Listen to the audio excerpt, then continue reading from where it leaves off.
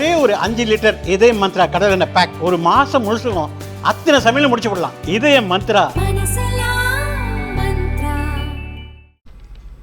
நேற்று ஒரிசா கடலோர பகுதிகளை ஒட்டிய வடமேற்கு வங்கக்கடல் பகுதிகளில் நிலவிய ஆழ்ந்த காற்றழுத்த தாழ்வு பகுதி இன்று காலை காற்றழுத்த தாழ்வு மண்டலமாகவும் அதன் பின்னர் ஆழ்ந்த காற்றழுத்த தாழ்வு மண்டலமாகவும் வலுப்பெற்று காலை 8:30 மணி அளவில் மேற்கு வங்க மாநிலம் சாகர் தீவுகளுக்கு தென்கிழக்கே சுமார் 60 கிலோமீட்டர் தொலைவில் நிலைகொண்டிருந்தது. இது தொடர்ந்து வட திசையில் நகர்ந்து இன்று பிற்பகலுக்குள் மேற்கு வங்கம் மற்றும் வங்கதேசத்திற்கு இடையே சாகர் தீவுகளுக்கு அருகே கரையை கடக்கக்கூடும். தமிழக வானிலையை பொறுத்தவரை கடந்த 24 மணி நேரத்தில் மேற்கு தொடர்ச்சி மலையை ஒட்டி உள்ள மாவட்டங்களில் அநேக இடங்களிலும் ஏனைய உள் மாவட்டங்களில் ஓரிரு இடங்களிலும் மழை பெய்துள்ளது. 3 இடங்களில் மிக கனமழையும் 16 இடங்களில் கனமழையும் பதிவாகியுள்ளது. அதிகபட்சமாக நீலகிரி மாவட்டம் அவலாஞ்சியில் 19 சென்டிமீட்டர் மழை பதிவாகியுள்ளது. வானிலை முன்னறிவிப்பை பொறுத்தவரை தமிழகம், புதுவை மற்றும் காரைக்கால் பகுதிகளில் அடுத்த 2 நாட்களுக்கு ஒரு சில இடங்களில் இடைமின்னலுடன் கூடிய லேசானது முதல் மிதமான வரை மழைக்கு வாய்ப்புள்ளது. பலத்த தரைக்காற்று ஓரிரு இடங்களில் மணிக்கு 40 முதல் 50 கிலோமீட்டர் வேகத்தில் வீசுவதற்கான வாய்ப்பும் உள்ளது.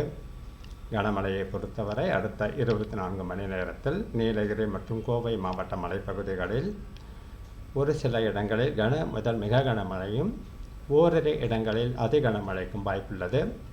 மேலும் தேனி, தென்காசி, திருநெல்வேலி மாவட்ட மலைப்பகுதிகள் மற்றும் கன்னியாகுமரி ஆகிய மாவட்டங்களில் ஓரிரு இடங்களில் கன முதல் மிக கனமழைக்கும், திருப்பூர் மற்றும் திண்டுக்கல் ஆகிய மாவட்டங்களில் ஓரிரு இடங்களில் கனமழைக்கும் வாய்ப்புள்ளது.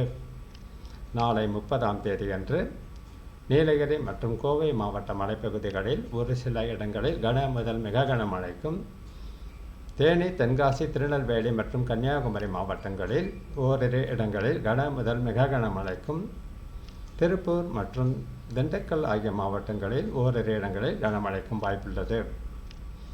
சென்னை மற்றும் புறநகர் பகுதிகளில் அடுத்த 2 நாட்களுக்கு வானம் ஓரளவு மேகமூட்டத்துடன் காணப்படும். நகரின் ஒரு சில பகுதிகளில் இடைமின்னலுடன் கூடிய லேசானது முதல் மிதமான வரை மழைக்கு வாய்ப்புள்ளது.